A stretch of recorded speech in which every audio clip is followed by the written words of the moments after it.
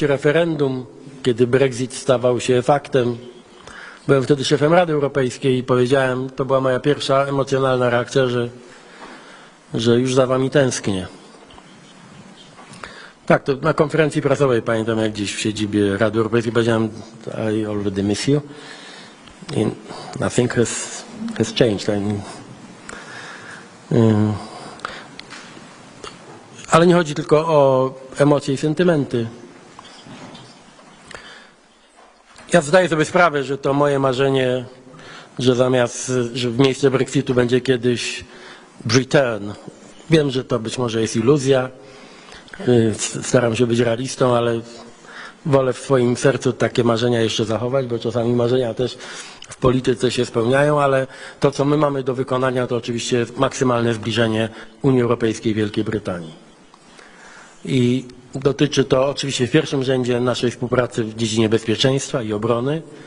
I tutaj jestem przekonany, że nie będzie żadnych politycznych przeszkód. Na pewno dużo bardziej wymagające są przygotowania i rozmowy dotyczące innych aspektów bliskiej współpracy Unii Europejskiej i Wielkiej Brytanii, ale polska prezydencja będzie tutaj patronowała wszystkim dobrym zdarzeniom w tej kwestii. Zwróciłem się do Rady Europejskiej, aby doszło do takiego pierwszego spotkania, takiego nieformalnego szczytu z Twoim udziałem, jak wiesz, i mam nadzieję, że to będzie nie tylko takie symboliczne, ponowne otwarcie, ale też bardzo konkretne spotkanie, jeśli chodzi o możliwie najbliższą współpracę między Wielką Brytanią i Unią Europejską. To, co jest też ważne, to to, że jesteśmy obaj bardzo zdeterminowanymi zwolennikami jak najściślejszych więzi transatlantyckich. I w polityce bywa różna pogoda, więcej słońca, czasami więcej chmur, ale nie może to zmienić naszego stanowiska. I tutaj Wielka Brytania i Polska, i też my osobiście będziemy działali po obu stronach Atlantyku, aby te więzi transatlantyckie, jak najbliższa współpraca ze Stanami Zjednoczonymi, z Kanadą, i zarówno w kontekście wojny na Ukrainie, ale też szerzej, z taką strategiczną, długą perspektywą, żeby ta współpraca była na jak najwyższym poziomie, niezależnie od obiektywnych czasami trudności czy niepewności. I jestem przekonany, że Wielka Brytania i Polska będą tutaj państwami wiodącymi w tym procesie. O tym też żeśmy dzisiaj rozmawiali. Moglibyśmy, no tak jak nam nie starczyło godziny w czasie spotkania w 4 oczy, bo jest tyle tematów i tak jak już powiedziałeś, kiedy wróciliśmy do naszych delegacji, jesteśmy obaj sympatykami Arsenalu, że nie o piłce rozmawialiśmy, tylko o, no nie powiem, że o sprawach poważniejszych, bo dla niektórych nic ważniejszego niż futbol nie ma, ale mówiąc tak zupełnie serio, tych tematów jest oczywiście dużo więcej. Niektóre wymagają dyskrecji z oczywistych względów, ale chcę powiedzieć Państwu, że nasza wspólna deklaracja, ważniejsza od dokumentów i ważniejsza od publicznych oświadczeń, że mamy do siebie pełne, 100% zaufanie. Ona naprawdę znaczy dużo i można na tym wspólnym, wzajemnym zaufaniu naprawdę dużo zbudować, szczególnie w tych niepewnych, trudnych czasach. Także z pełnym przekonaniem mogę powiedzieć, niech żyje przyjaźń brytyjsko-polska, naprawdę jest to coś trwałego i pewnego w tych trudnych, dziwnych czasach. Jeszcze raz dziękuję za Twoją obecność. Dziękuję bardzo. O zabranie głosu poproszę premiera Wielkiej Brytanii, Keira Starmera. Thank you very much, Donald, for those words. And can I say it's a real pleasure to be here today. You will remember back in July when I just started as Prime Minister, I told you about my wife's family roots here in Poland. And of course we talked about our shared passion for Arsenal Football Club, which is not what we spent an hour talking about this afternoon, I can assure you. So this was always going to be a great partnership. But there is so much that brings our two nations together. You've touched on some of these important issues. The deep bonds of family, of history, of friendship, shared values and shared interests. The Polish pilots who gave their lives in the Battle of Britain, the Polish government in exile, which we hosted for many years in my part of London. And I think our two countries are as close as ever today because we have a shared view of the challenges that are before us. Those challenges were the focus, of course, for our meeting this afternoon, and we talked about how we can strengthen our economic ties, boosting a trade relationship that is already worth £30 billion. How can we do more together on energy security and climate? And how can we deepen our cooperation on migration?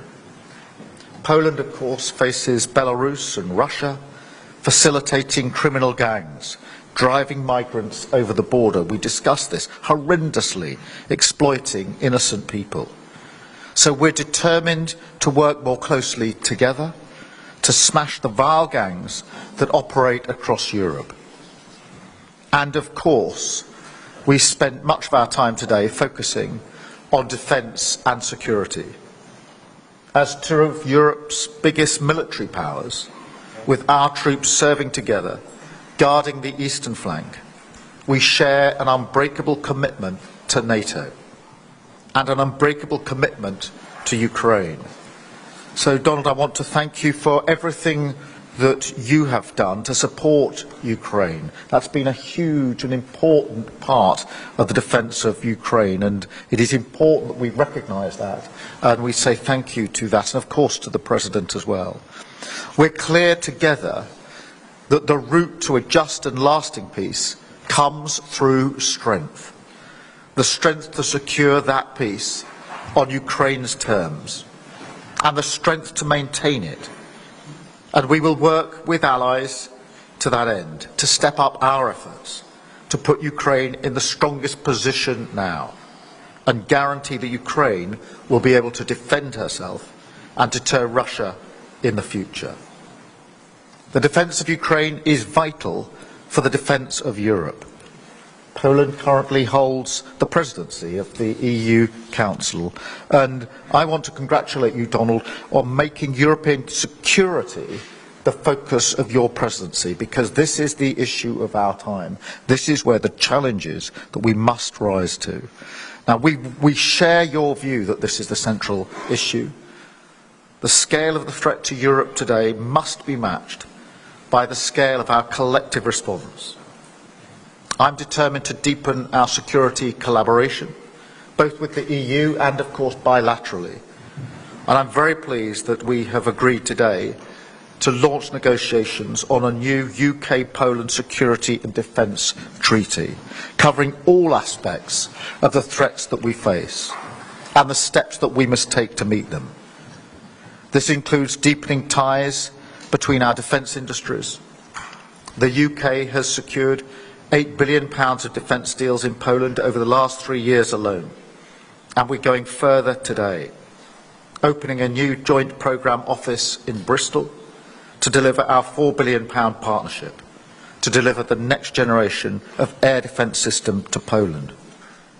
Through our new treaty, we will keep deepening these ties, exploring what more we can do for our shared security, and ensuring that this is a strong strategic partnership to rival any other.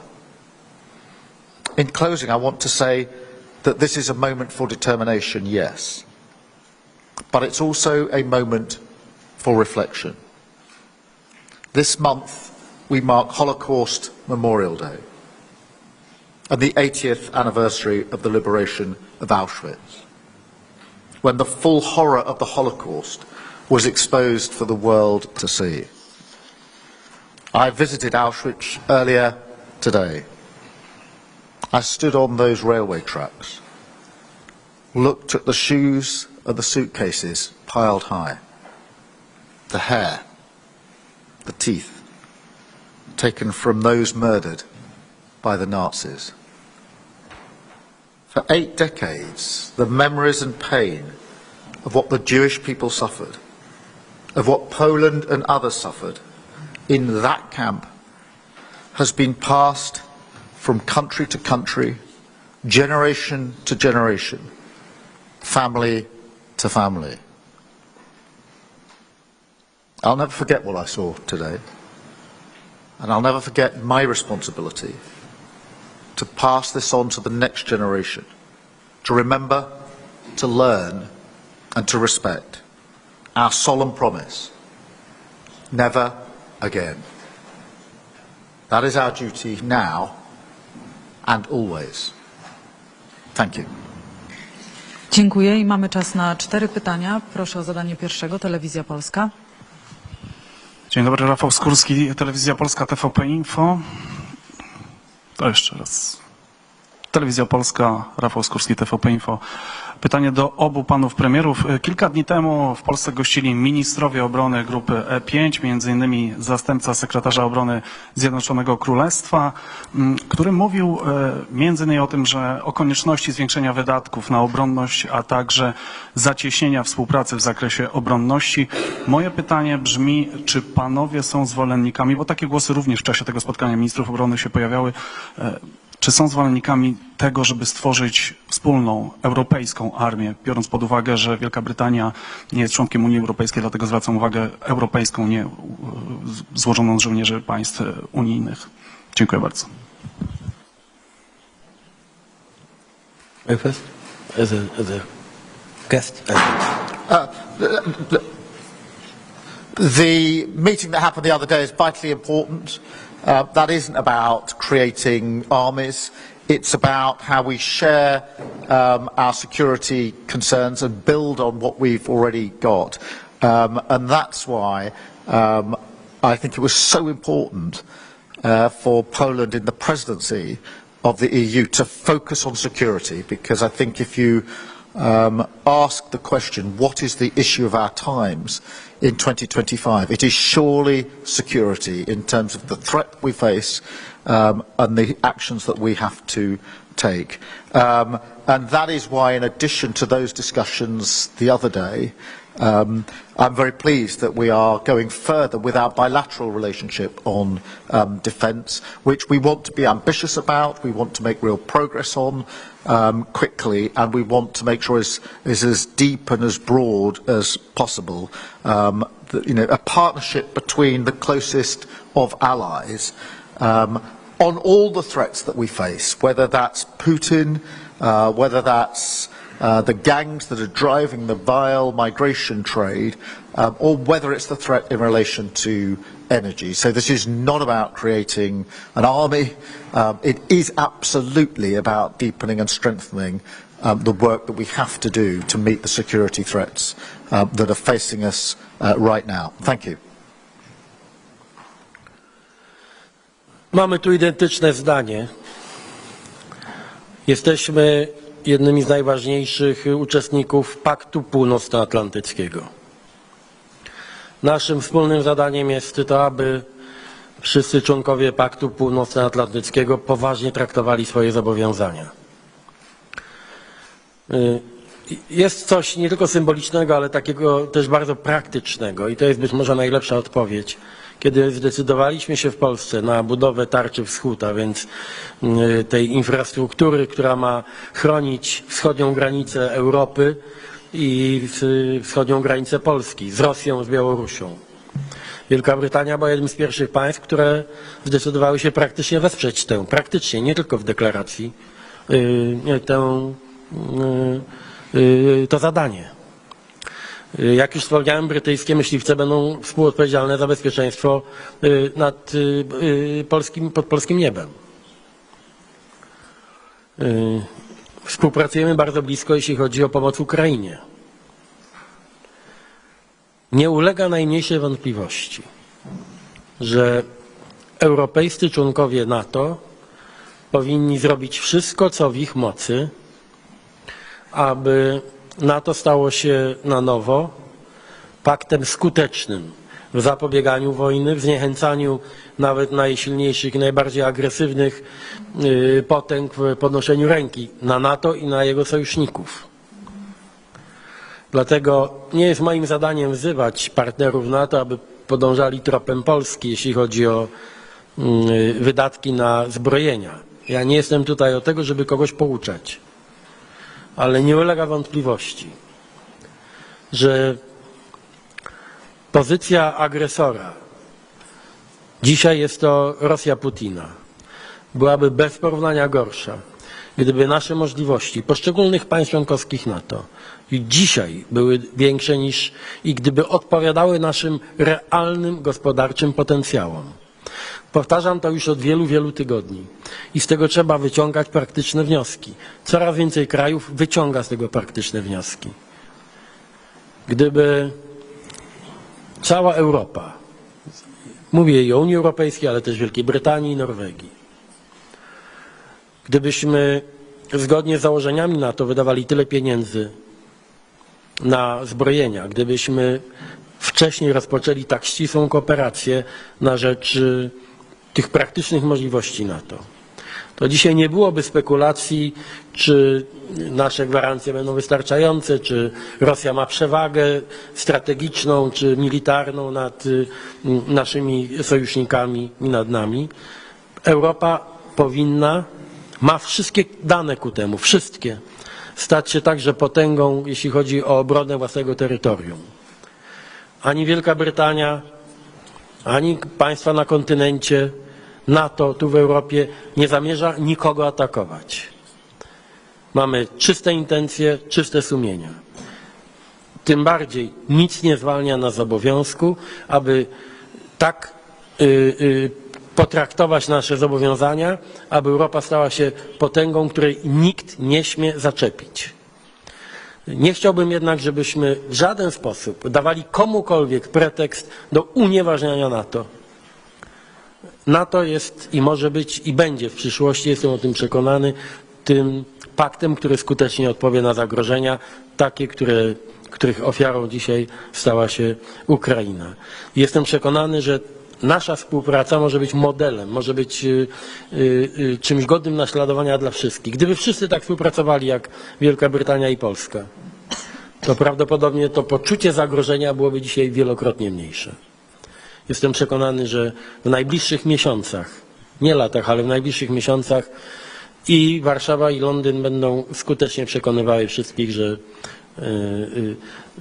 NATO, Europa, że jesteśmy naprawdę zdolni do skutecznej, pewnej samoobrony i do zniechęcania napastników do atakowania nas i naszych sojuszników. Poproszę kolejne pytanie. Good evening, Krystyna Piczkur, Polskie Radio. I have a question actually for Prime Minister Keir Starmer. Yesterday you were visiting Kyiv and you said that Great Britain is planning to provide Kyiv with a loan of more than $2 and $6 billion.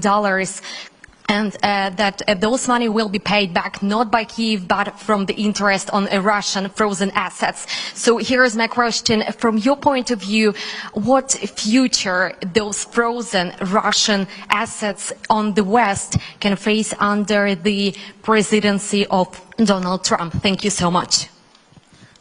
Well, look, thank you very much. What I said yesterday about the financial commitment was part of a wider argument where we share our analysis and share our view, which is what makes this relationship so valuable and strong, which is that we must put Ukraine in the strongest possible position.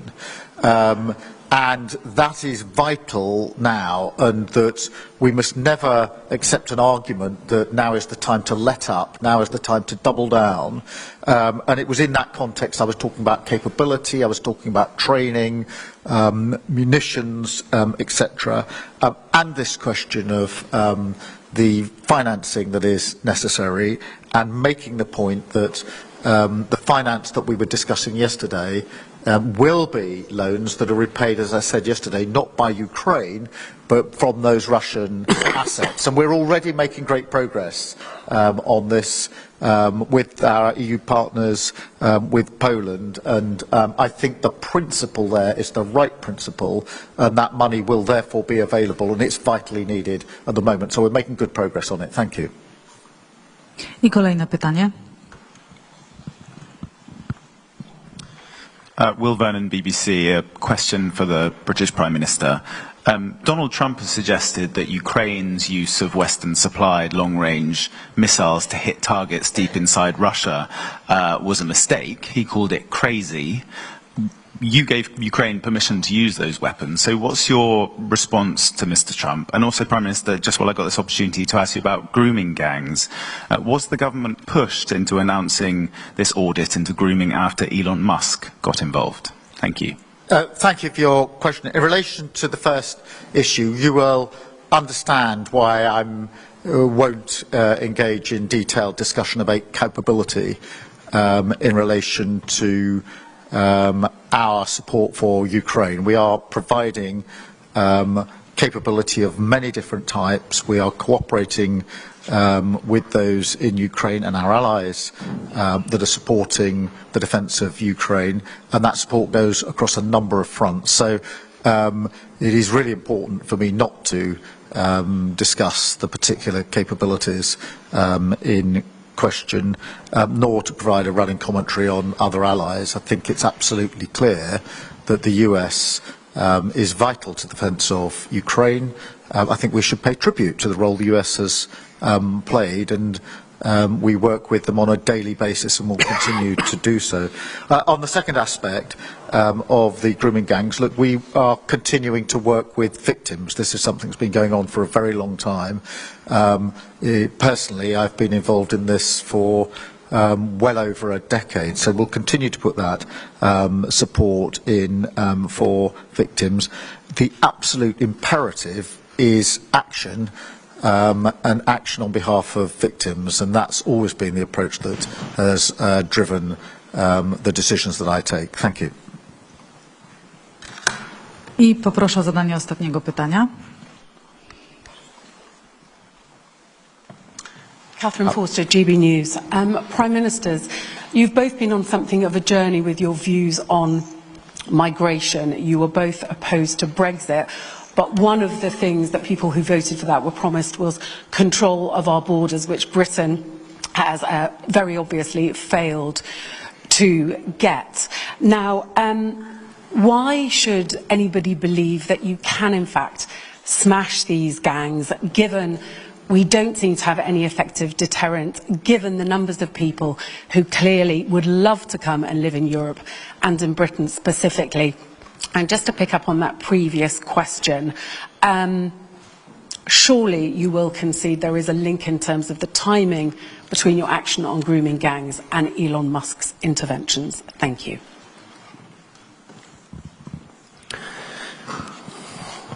To nie jest oczywiście moje zadanie, ale muszę powiedzieć, opierając się na faktach, że skuteczna walka z nielegalną migracją to nie są hasła, slogany, ani ksenofobia, tylko to jest zestaw konkretnych decyzji, które tutaj w Polsce podejmujemy.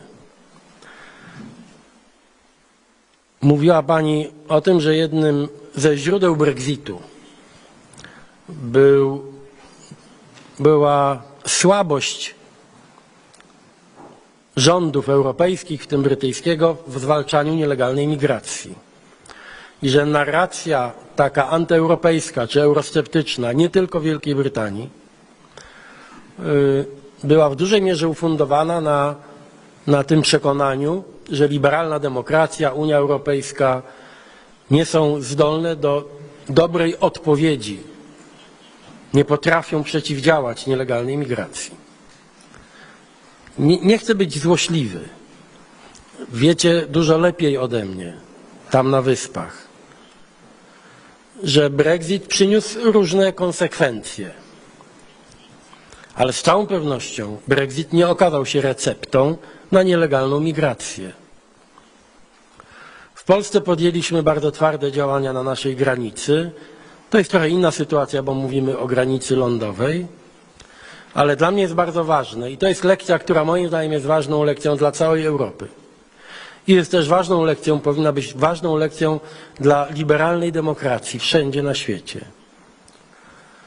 Że jeśli nie chcemy oddawać tych spraw w ręce radykałów, ekstremistów, populistów.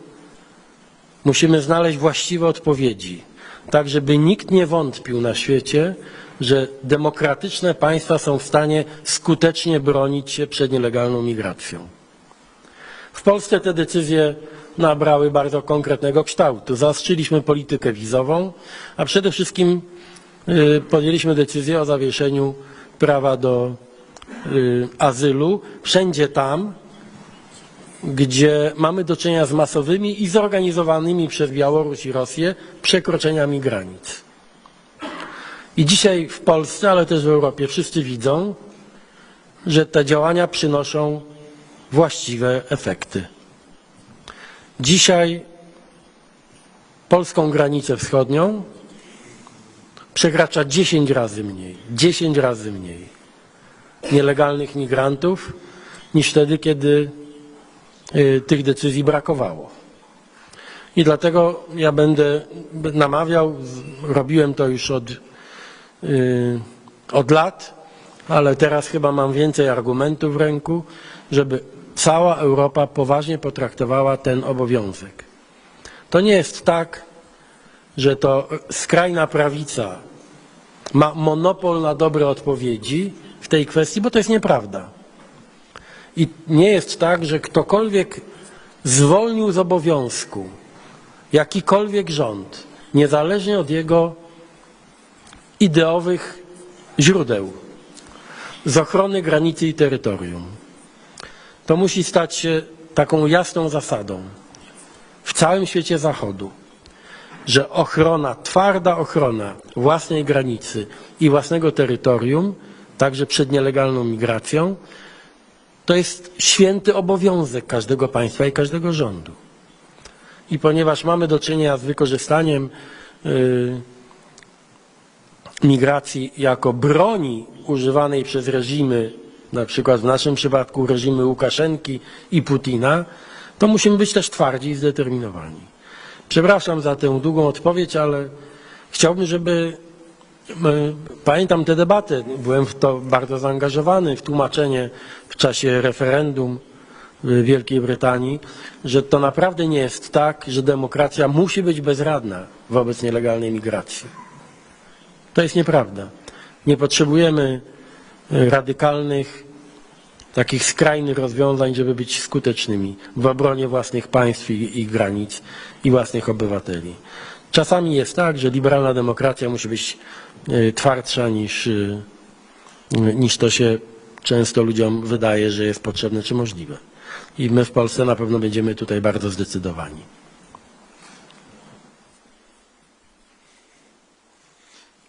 Thank you very much, Catherine. Security is obviously the key issue that we're discussing this evening. It was the issue at the heart of our discussions earlier on today, and it's the focus of the presidency of Poland of the EU. Security obviously matters for defence, it matters for the economy, but it also matters for borders. And that is why this is such an important issue. And in relation to the United Kingdom, nobody but nobody should be making that journey across the channel in small boats. And it's our duty to provide serious answers to what is a serious problem.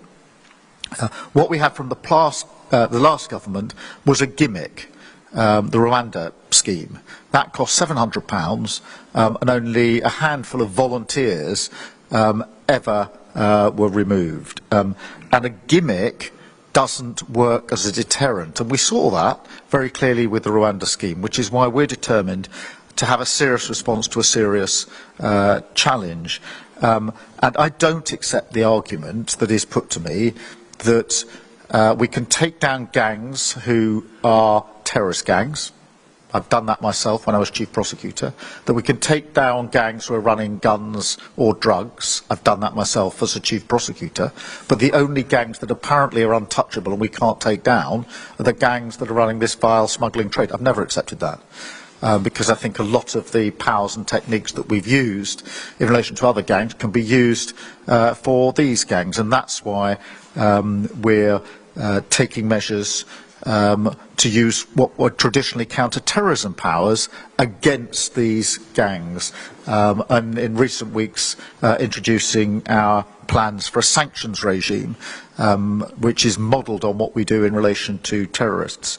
And there's been a significant number of arrests in recent weeks as well. So I don't accept that that can't be done. And yes, it is a deterrent because these gangs are doing this to make money. If we break their ability to do that, that is a very important deterrent.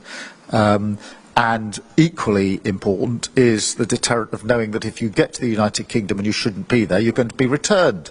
And it needs to be emphasised that in the months that we've been in government, we've returned 16,400 people to their countries of origin because they shouldn't be in the United Kingdom. Record numbers on the flights, and that's the highest rate of return for over 10 years. So a serious problem requires a serious response, and a serious response is a deterrent.